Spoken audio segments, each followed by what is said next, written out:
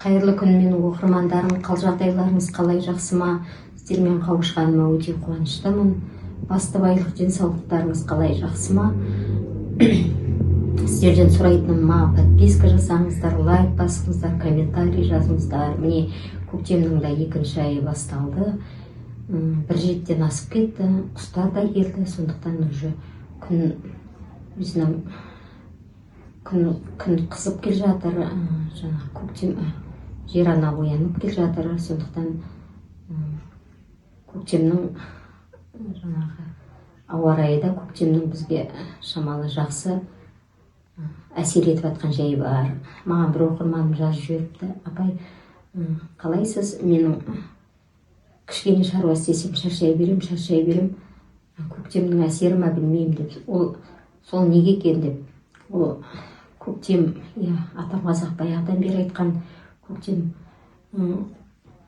жуатынның жіңішкеретін, жіңішкенің үзілетін уақыты деген. Сондықтан ол көктем, ол өзі сондай,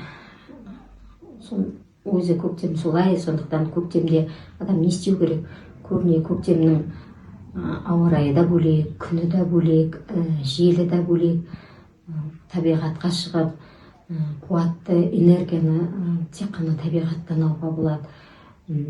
Көктемнің күні да ұзақ, атам қазақ айтқандай ұзын сары дейді, күннің ұзарған күні ұзын сары деген.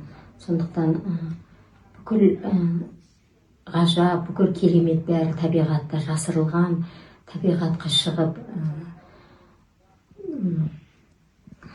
қазір мысалы міне талдарда оянып жатқан уақыт, талдарды ұстап, жаңағы өзен жағасына барып, бұрындағыдай майда, баяғыда совет үкіметінің кезінде маевка дейтін едік, тюльпанға шығамыз.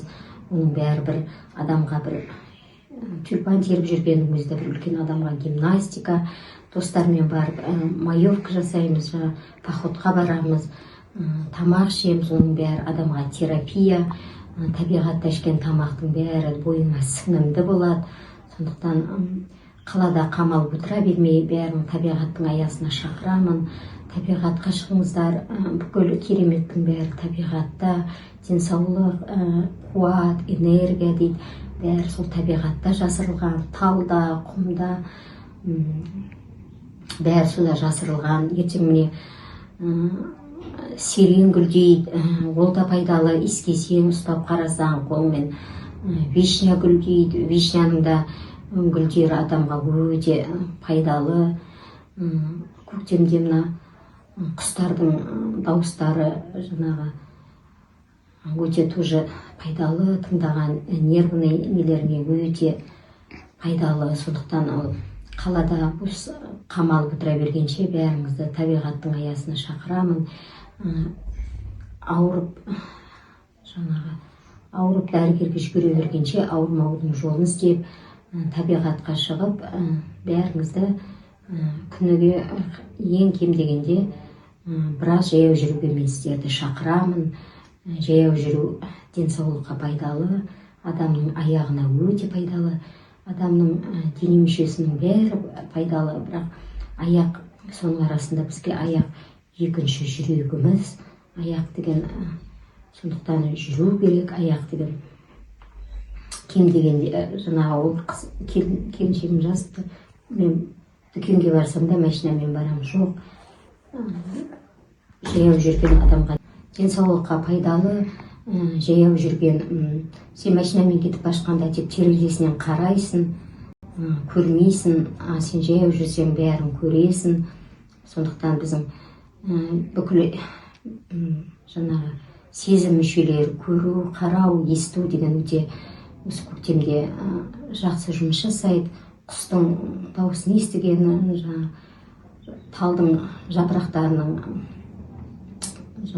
көктеп атқанын, гүлдеп атқанын бәрін қараған біз өте пайдалы.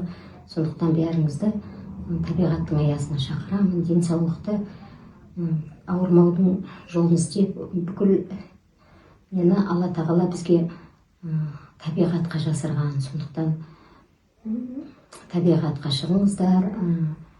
Осы көктемнің ауа райы өте қолайлы.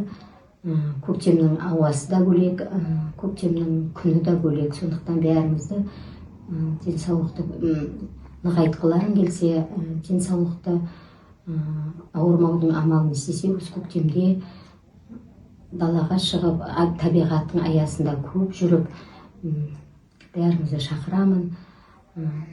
Сондықтан денсаулығымызды күтейік, витамин, бад ішеміз, олар да пайдалы дейді. Олар пайдалы, олар бірақ вспомогательные, біздің ең жаңағы энергияны бәрін алатын біз табиғаттан аламыз. Сондықтан бәрімізді табиғаттың аясында көп жүруге шақырамын. Қош сау болыңыздар. Маған подписка жасаңыздар, лайк басыңыздар, комментарий жазыңыздар.